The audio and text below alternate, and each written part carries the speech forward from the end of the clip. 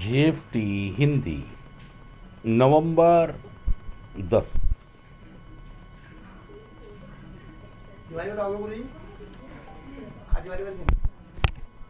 डर या विश्वास, हम कितना ही दूर तक भागे हों, हमारा डर हमेशा हमारे साथ रहा। Basic trick number 14।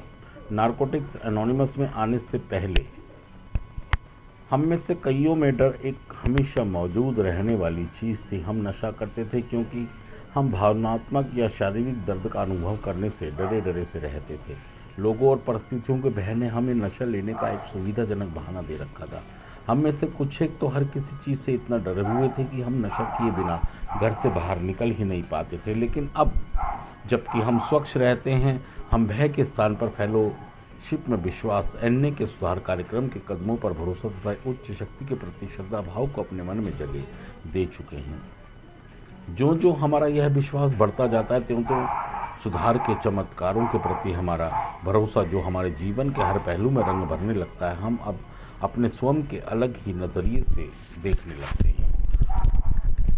हम महसूस करते हैं कि हम आध्यात्मिक जीव हैं और हम आध्यात्मिक सिद्धांतों के आधार पर ही जीवन जीने की दिशा में आगे बढ़ने लगते हैं।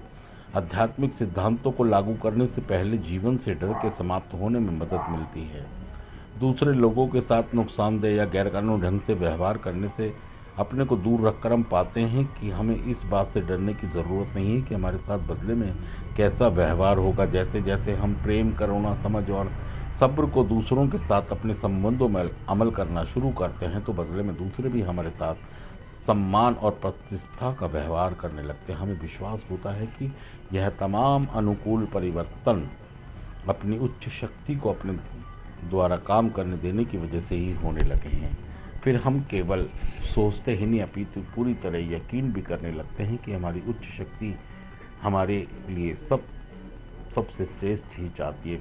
फिर कैसी भी परिस्थिति हो, हम पाते हैं कि हम अब भय के स्थान पर श्रद्धा के भाव के साथ चल सकते हैं। सिर्फ आज के दिन अब मुझे डर कर भागने की ज़रूरत नहीं है, बल्कि मैं इस भरोसे के साथ चल सकता हूँ कि मेरी उच्च शक्ति के पास मुझे देने के लिए केवल श्रेष्ठ ही है। थैंक यू दोस्तों, शुक्रिया सुनने के लिए।